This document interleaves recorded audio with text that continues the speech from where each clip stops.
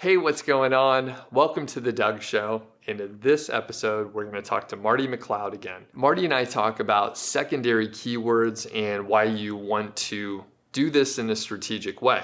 Now, if you're unfamiliar with Marty, you should definitely check out his success story interviews.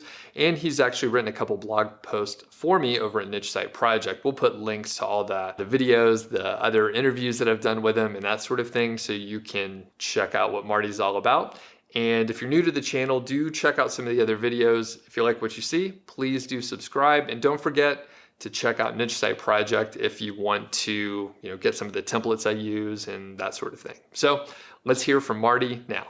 Hey, what's going on? Doug Cunnington here, and I'm sitting with Marty McLeod again. How are you? I'm good. So you've been on a few episodes, quite a few now, so I appreciate all your time. And for the people that don't know you, can you give just a quick little short intro? Yes. So I've been working on my affiliate sites. Started with one as I was a student of Doug Cunnington's 5-figure niche site course. I believe it was back in mid-2017, if I'm not mistaken. And I've just been steadily cranking along ever since. And I'm now seeing a pretty good amount of success. Cool. And very modest and a helpful dude, Marty is. So he's making about $3,000 per month. We can mention that. And he's been doing it pretty consistently here. So the last 3 months or so. Congratulations on that. Thanks. And I haven't met you yet, but I'm hoping next time I get out to Atlanta, we could do a little meetup. So really. Like, I haven't been back in like a couple years or so, and it was super busy before, but you're in the Atlanta area just in general. How many years have you been out there? I think since 2005. I used to live in Norcross before I moved over to close to where I am now, which is in the Alpharetta area, just outside of Atlanta. Okay. Where in Norcross, if you could mention, because I used to live like down in the Dunwoody zone, and I was in Norcross all the time. Oh, okay. I was actually originally off somewhere off Singleton Road, not too far from Jimmy Carter Boulevard. And then I went to Duluth, and then ended up over in Roswell, then in Alpharetta. Oh man, we were probably sitting in traffic at the same time. It's all all the same spots. So, did you move closer to like the office? Exactly. Kind of had to, because it's just I hate commuting. I hate hassle. Yeah, man. Yeah, it was a nightmare. Like back when I guess it was co-oping, but I was living at home because I was in college. But I was driving from Lawrenceville to Alpharetta, if you can imagine, right? Yeah, that's not. Yeah. There's like no good way. It's like 2-lane roads or like get on the connector. I'm sure people are like, guys, we don't care about the traffic in Atlanta. So the point of today is we're going to talk about secondary keywords.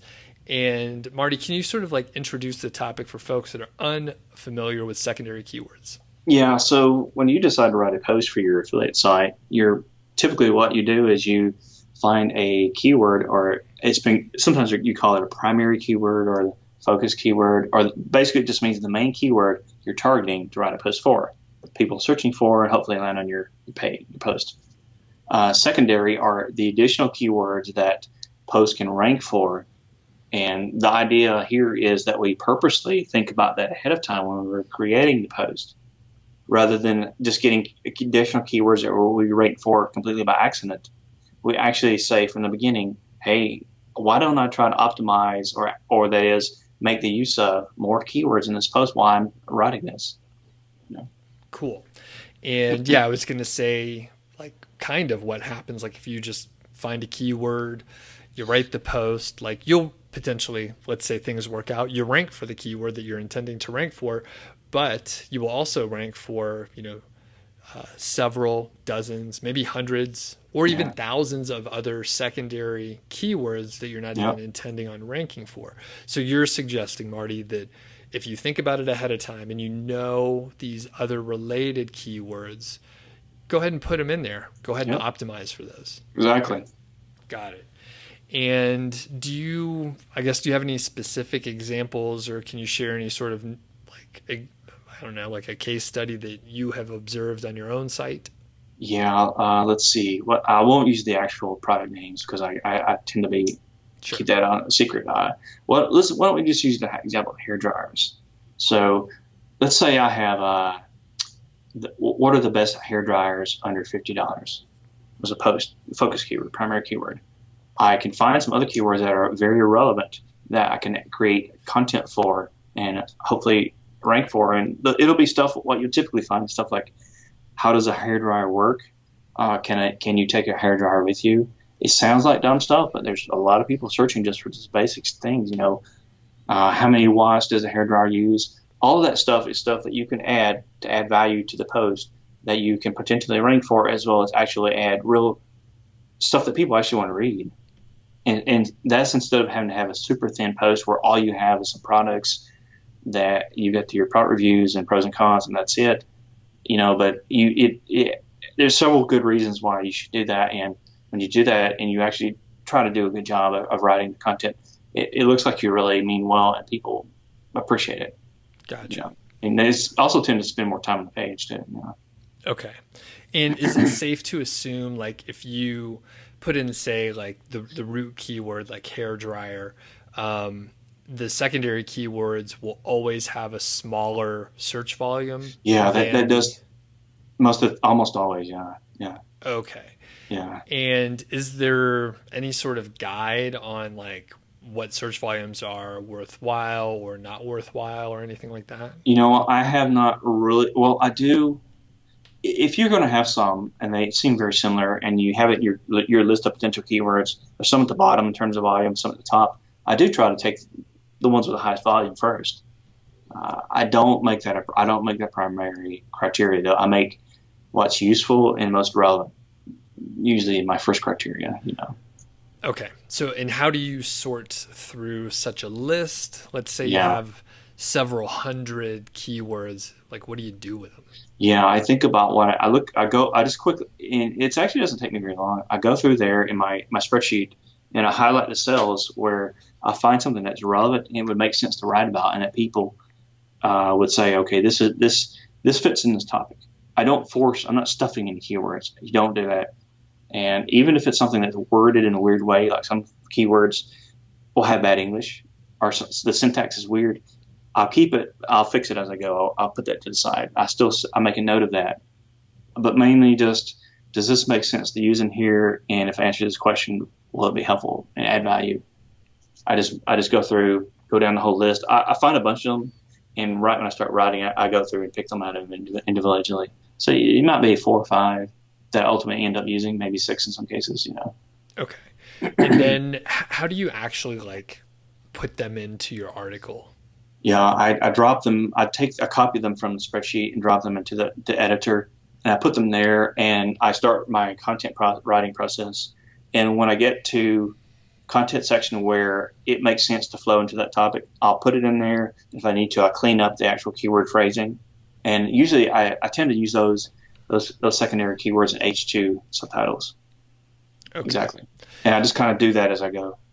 Okay, cool. So by putting it in as a subheading, you're sort of indicating that like, hey, this is kind of an important section. Like, Right. and this section is about that topic.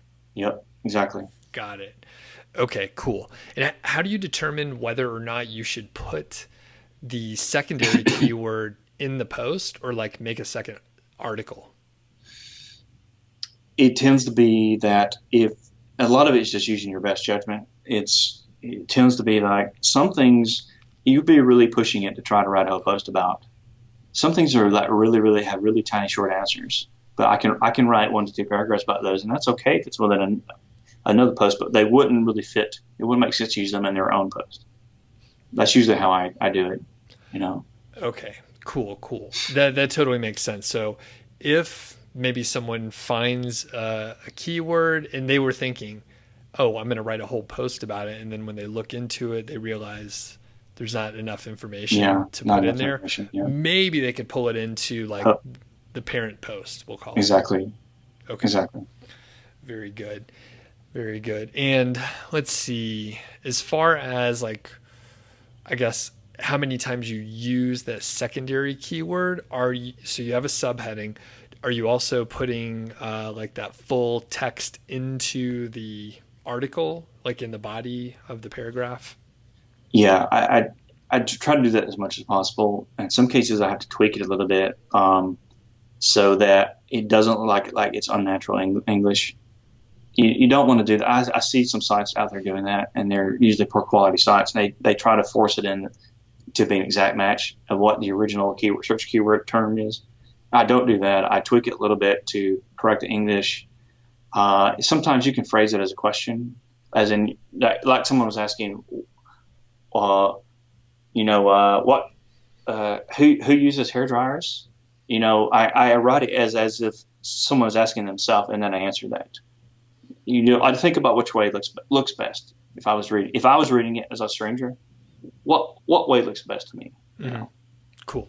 And so you're using like some copywriting ideas where like, when someone's going through it, you want to like have them identify as like the person or something like that as they're reading it. And they're like, oh yeah, I am wondering who uses a hairdryer. I am, because I don't use a hairdryer. I don't need to, it's one of the huge advantages I have. I save all this time during the day. How long does it take you to dry your hair, for example? Oh, not that long. I towel dry. But lots of people love hairdryer, so I know they serve a good purpose. Yeah. No, I mean, I could always, like, no matter the topic, I could somehow talk about myself. So even if I'm making fun of my bald head. So, all right, cool. Now, there is such a thing called LSI Keywords. Are you familiar with those, Marty? Latent semantic indexing, I believe. Yeah, a little bit. Can you talk about them a little bit? Do you know much about them? I'm not terribly well versed, but my understanding is that means that Google can interpret the intent and meaning of something, even if it's not identical to the way something else is phrased. Like they may be similar in meaning, but not necessarily written the same. It can correct me if I'm making an error. No, you know what? I didn't even look. I'm totally unprepared. So I didn't look it up. I know it's a thing. I know what it stands for. And whatever you said is useful.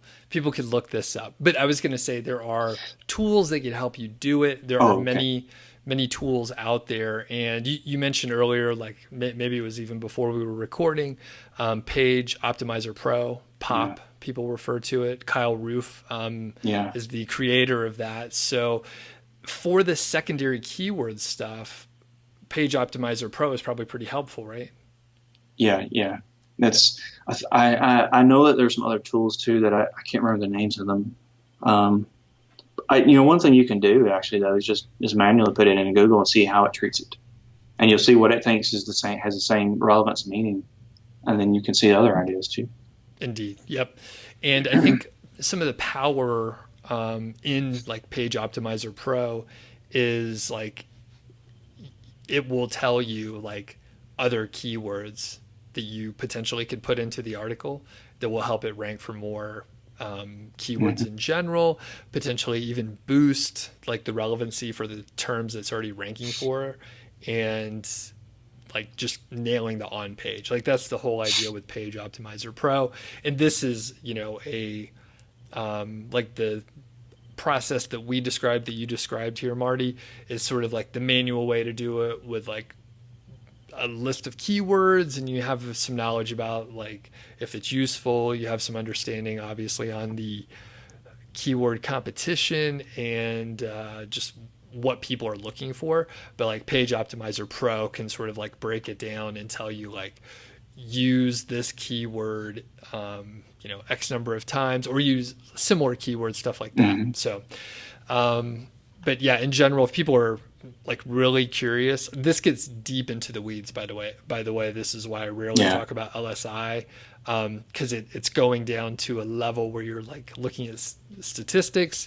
You're finding like different ways to rephrase the content. And for most people, like they're just struggling to get content published, like find a writer and like get it published. So I usually don't go into the depth of like what we're getting into now. So plus I don't even know what LSI is apparently. So, all right. You like how I did that? I was like, LSI, and then I quizzed you, made you say it. I didn't even know what it was, That's right. Keep me on my toes. Yeah, absolutely. Now we know what we're talking about, guys and gals.